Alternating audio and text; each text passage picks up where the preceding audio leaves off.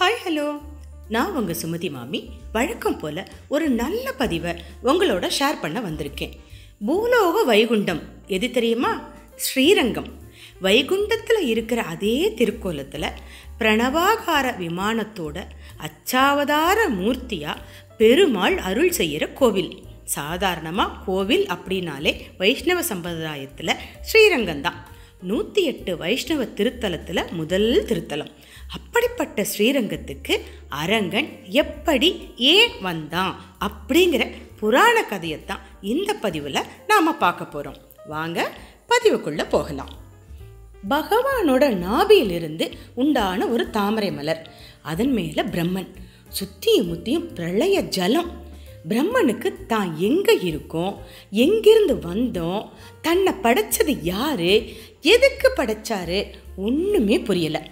தாமரை மலரோட அந்த தண்டினோட வழியாக கீழே இறங்கி போகிறாரு, இறங்கிக்கிட்டே இருக்காரு. ஒன்றுமே புலப்படலை. எங்கே பார்த்தாலும் தண்ணி தான். ஒரு கட்டத்தில் பயம் வந்துடுது. மறுபடியும் தாமரை மலருக்கே திரும்பி வந்துடுறாரு. ஒரே குழப்பமாக இருக்குது. தான் என்ன பண்ணணும் அப்படிங்கிறது அவருக்கே தெரியலை. அப்போது தப தப அப்படின்னு 2 வார்த்தைகளை கேட்குறாரு. அந்த அஸ்ரீரி வாக்க கேட்ட பிரம்மன் சுத்தி முத்தியும் பார்க்குறாரு. யாருமே புலப்படலை. சரி, இது நம்ம படைச்சவனோட குரலாத்தான் இருக்கணும்னு முடிவுக்கு வராரு. அந்த அஸ்ரீரி வாக்குப்படி தவம் செய்ய ஆரம்பிக்கிறாரு. அவரோட தவத்துக்கு மகிழ்ந்த பெருமாள் பிரத்யட்சமாகிறார்.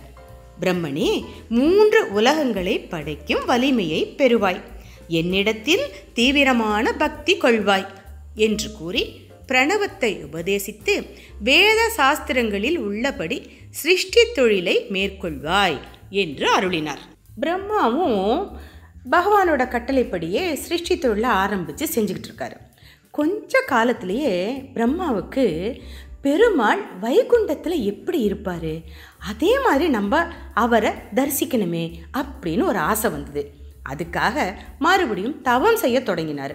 கொஞ்ச நஞ்ச வருஷங்கள் இல்லை, 1000 பிரம்ம வருஷங்கள் அவரோட தவமும் பலிச்சுது.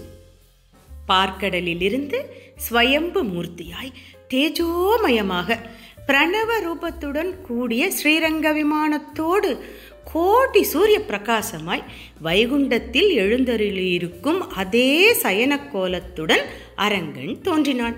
என்னை பெற்றுக்கொள் என்று பிரம்மாவுக்கு அருள் பாலித்தான். சந்தோஷம், பரம சந்தோஷம் பிரம்மனுக்கு. ஸ்ரீரங்கநாதர் பேசினார். பிரம்மனே, எதிலும் அடக்க முடியாத என் பிரபாவத்தை அடக்கி முதலாக அர்ச்சாரூபியாக அரங்கனாக அவதரித்திருக்கின்றேன். உனக்கு தரிசனம் கொடுத்துள்ளேன், இதனை பூஜித்து வருவாயாக என்று கூறினார். பூஜிக்கும் வழிமுறையையும் உபதேசம் செய்தார். கட்டளையை சிரமேற்கொண்டு அதன்படியே பூஜை செய்தார் பிரம்மன். பிரம்மாவுடன் சூரியன், தக்ஷ பிரஜாபதி, சூரியனின் வம்சத்தில் வந்த மனு ஆகியோரும் பூஜித்தனர். மனுவின் மகன் இட்சவாகு மன்னன். மனு, இட்சவாகு ஆகியோருக்கு எந்த உலகத்திலும் சஞ்சரிக்கும் ஆற்றல் இருந்தது. அதனால் அவர்கள் அயோத்தியில் இருந்து பிரம்மலோகம் சென்று அரங்கனை ஆனந்தமாக பக்தியுடன் உளமாற வழிபட்டனர். நாளாக இட்சவாகு மன்னனுக்கு அரங்கன் மேல் அளப்பரிய பக்தியும் பிரியமும் ஏற்பட்டது. அதனால் அரங்கனை அயோத்தியில் பிரதிஷ்டை செய்து ஆனந்தமாக வழிபட வேண்டும் என்று ஆசைப்பட்டான். அதற்கு என்ன செய்யலாம்? தவம்தான் வழி. தவம் செய்தான். கடுமையான தவம் செய்தான் அரங்கனை குறித்து. தவத்தை தடுக்க இந்திரன் வஜ்ராயுதத்தை ஏவினான். பலனற்று போனது. அந்த அளவுக்கு கடும் தவம் செய்தான் அரசன். தவத்துக்கு மகிழ்ந்த அரங்கன் மன்னனது விருப்பத்தை நிறைவேற்ற திருவுளம் கொண்டான். தன்னை இட்சவாகு கையில் ஒப்படைக்குமாறு பிரம்மனுக்கு ஆணையிட்டான். அரங்கனை பக்தியுடன் பெற்றுக்கொண்ட மன்னன் மகிழ்ச்சியுடன் அயோத்தி வந்தான். அயோத்தியில் சரயு, தமஸ் 2 நதிகளுக்கு இடையில் அரங்கனை பிரதிஷ்டை செய்தான். ஆனந்தமாக அனுதினமும் அரங்கனை ஆராதனை செய்தான். மன்னனோடு சேர்ந்து மன்னனது சகோதரர்களும் அரங்கனை வழிபட்டார்கள். அவர்களது உண்மையான பக்தியின் காரணமாக அவர்களது வம்சம் செழிப்புடனும் கீர்த்தியுடனும் மிளிர்ந்தது. இப்படி சூரியகுல மன்னர்கள் வழி வழியாக அரங்கனை ஆராதனை செய்து வந்தனர்.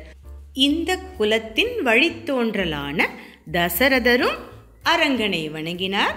அவரது புதல்வரான ஸ்ரீ ராமச்சந்திர மூர்த்தியும் மாறாத பக்தியுடன் அரங்கனை வணங்கினார். ஆக பெருமாளை வணங்கினார். அதாவது ஸ்ரீ ராமச்சந்திரமூர்த்தி அரங்கனை வணங்கினார்.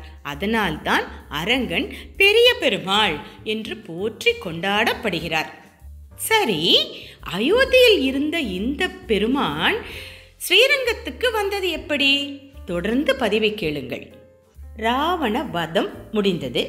சீதா தேவியை மீட்ட ராமர் அயோத்தி திரும்பினார். பட்டாபிஷேகம் சிறப்பாக நடைபெற்றது. அதன் பின்னர் ராமர் யுத்தத்தில் தனக்கு உதவிய அனைவருக்கும் பரிசுகள் தந்தார். விபீஷணனுடைய முறை வந்தது. விபீஷணனுக்கு என்ன தரலாம்? விபீஷணனின் உள்ள கிடக்கையை ராமர் புரிந்து கொண்டார். அதனால் அவனுக்கு ஸ்ரீரங்க விமானத்தோடு ஸ்ரீரங்க ஸ்ரீயையே பரிசாக தந்துவிட்டார். பெரும் மகிழ்ச்சி விபீஷணனுக்கு. ஸ்ரீராமரை வணங்கி அரங்கனோடு இலங்கைக்கு பயணப்பட்டான். வழியில் நித்திய அனுஷ்டானங்கள் செய்வதற்காக உபய காவேரிக்கு நடுவே சந்திர புஷ்கரணிக்கு அருகில் அனந்த பீடத்தில் தற்காலிக பிரதிஷ்டை செய்தான் விபீஷணன் அரங்கனை. அப்படி தற்காலிக பிரதிஷ்டை செய்த இடத்திற்கு அருகில் ஒரு மன்னன் தவம் செய்து கொண்டிருந்தான். அந்த மன்னன் பெயர் தர்மவர்மா. உறையூரை தலைநகராக கொண்ட சோழ மன்னன். எதற்கு தவம்? ஏன் தவம்? அரங்கன் தன் நாட்டிலேயே தங்கி அருள் செய்ய வேண்டும் என்பது மன்னனின் விருப்பம். அதற்காக தவம். தவத்தை நிறைவு செய்த மன்னன் கண் விழித்தான். எதிரே 1000 கோடி சூரிய பிரகாசம். அதிர்ந்தான், வியந்தான், மகிழ்ந்தான். எதிரே ரங்க விமானத்துடன் அரங்கன். ஆஹா ஆஹா, தான் காண்பது கனவா அல்லது நனவா? தனது கூட்டத்துடன் வீரர்கள் புடைசூழ அரங்கனை ஆனந்தமாக நமஸ்கரித்தான், பூஜித்தான் தர்மவர்மா. இந்த நேரத்தில் விபீஷணன் தனது அனுஷ்டானங்களை காவேரிக்கரையில் முடித்து கொண்டு வந்தான். அரங்கனை சுற்றி ஊரே திரண்டிருந்தது. மறுநாள் அரங்கனுடன் இலங்கைக்கு திரும்பி ஆதி பிரம்மோற்சவம் நடத்த எண்ணியிருந்தான் விபீஷணன். அந்த வைபவத்தை இங்கேயே நடத்துங்கள் என்று வேண்டி கேட்டுக்கொண்டான் மன்னன். சம்மதித்தான் விபீஷணன். ஸ்ரீரங்கத்தில் முதலாக ஆதி பிரம்மோற்சவம் சிறப்பாக நடந்தது. விழா முடிந்ததும் ரங்க விமானத்தை தூக்கி கொண்டு இலங்கைக்கு கிளம்ப ஆயுத்தமானான் விபீஷணன். விமானத்தை அசைக்க கூட முடியவில்லை. புனிதமான காவேரி, அறநெறி தவறாமல் ஆட்சி செய்து வரும் மன்னன் தர்மவர்மா, அவனது மக்கள், அவனது சந்ததிகள், எல்லாவற்றுக்கும் மேலாக நமக்காக இங்கேயே தங்கிவிடுவது என்று தீர்மானித்து விட்டான் அரங்கன். அதனால் விபீஷணா, நீயும் தர்மவர்மாவும் உன்னதமானவர்கள். நீ ராட்சசன் என்பதால் ஆகாய மார்க்கமாக வந்து எப்போது வேண்டுமானாலும் என்னை தரிசிக்கலாம். ஆகவே தர்மவர்மாவுக்கு சிறிதே விட்டுக்கொடு என்றான் அரங்கன். அரங்கனே நம்மிடம் பேசிவிட்டானே என்று நெக்குருகி போன விபீஷணன் ரங்க விமானத்தை விட்டு கொடுத்து இசைந்தான். அரங்கனை விட்டு பிரிய மனமில்லாமல் இலங்கைக்கு கிளம்பினான். அதனால் அரங்கனும் அவன் செல்லும் தெற்கு திசை நோக்கி திரும்ப படுத்தபடி அவனுக்கு அருள் புரிந்தான். இன்றும் விபீஷணனுக்காகத்தான் தெற்கு நோக்கி இலங்கையை பார்த்தபடி அருள் தருகின்றான் அரங்கன். அன்றிலிருந்து இன்று வரை திருவரங்கத்தில் ஏதேனும் ஒரு சன்னதியில் எவரேனும் ஒருவர் அரங்கனின் புகழை பாராயணம் செய்து கொண்டே இருக்கிறார்கள். அப்படிப்பட்ட ஸ்ரீரங்க விமானம் கலியுகத்தின் துவக்கத்தில் மண்மூடி மறைந்து போனதாம். ரங்க விமானம் இருந்த இடமே தெரியவில்லையாம். அரங்கனுக்கு களைப்பு வந்ததோ என்னவோ, ஸ்ரீரங்க விமானத்தை மண்மூடச் செய்து ஓய்வு எடுத்துக்கொண்டான். இப்படி மண் மூடிவிட்ட ஸ்ரீரங்க விமானத்தின் மேல் கிளி ஒன்று விடாமல் சொல்லிக்கொண்டே இருந்ததாம். காவேரி விரஜாசேயம் வைகுண்டம் ரங்கமந்திரம் வாசுதேவோ ரங்கேச பிரத்யக்ஷம் பரமம் பதம் விமானம் பிரணவாகாரம் வேதஸ்ருங்க மகாத்புதம் ஸ்ரீரங்க சாயி பகவான் பிரணவார்த்த பிரகாசக.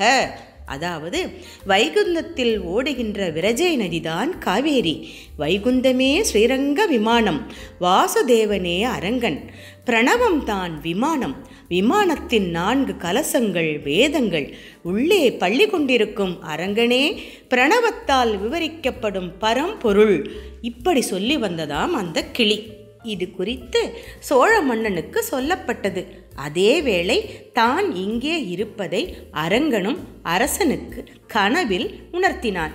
ஸ்ரீரங்கத்துக்கு ஓடோடி வந்தான் மன்னன். விமானத்தை கண்டுபிடித்தான். கருவறையை சுற்றி கோவில் எழுப்பினான். அதன் பிறகு வந்த பல மன்னர்களும் ஸ்ரீரங்கநாத ஆலயத்திற்கு திருப்பணிகள் பல செய்தார்கள். ஆழ்வார்களும் ஆச்சாரிய புருஷர்களும் அரங்கனுக்கு அடிமையானார்கள். இப்போது யோசித்து பாருங்கள், 1000 பிரம்ம வருடங்கள் அரங்கனுக்காக பிரம்மா தவம் இருந்தார். இட்சவாகு மன்னன் ஸ்ரீரங்கநாதனை பூமிக்கு கொண்டு வர கடும் தவம் இருந்தான். ஸ்ரீராமச்சந்திரமூர்த்தி அரங்கனை பூஜை செய்தார். கடைசியில் அரங்கனே விருப்பம் கொண்டு காவிரிக்கரையில் நமக்காக அமர்ந்தான். இன்றும் நாம் அந்த அரங்கனை எளிதாக தரிசிக்கின்றோம். நாம் அனைவரும் பெரும் பாக்கியசாலிகள். அதனால் நித்தமும் பெருமாளை வணங்க வேண்டும், அவனை வாயார துதிக்க வேண்டும், தியானிக்க வேண்டும், அவனது கல்யாண குணங்களை பேச வேண்டும், ஆணவமில்லாத பக்தி செலுத்த வேண்டும். அப்படிப்பட்ட பக்திக்கு பெருமான் வாஞ்சையுடன் அருள் செய்வார். ஏனென்றால் மனம் ஒரு குரங்கு, அதில் அரங்கன் அமர்ந்தால் மிக ஒழுங்கு என்பது முன்னோர்கள் வாக்கு. இந்த பதிவு உங்களுக்கெல்லாம் ரொம்ப பிடிச்சிருக்குன்னு நினைக்கிறேன். மற்றும் ஒரு நல்ல பதிவோட மறுபடியும் நான் உங்களை சந்திக்கிறேன். அதுக்குள்ளே சுமதி மாமி ஸ்டோரிஸ் சேனலை லைக் பண்ணி, ஷேர் பண்ணி, சப்ஸ்கிரைப் பண்ணி, பெல் பட்டனையும் ஆன் பண்ணி வச்சுக்கோங்க. Okay, thank you.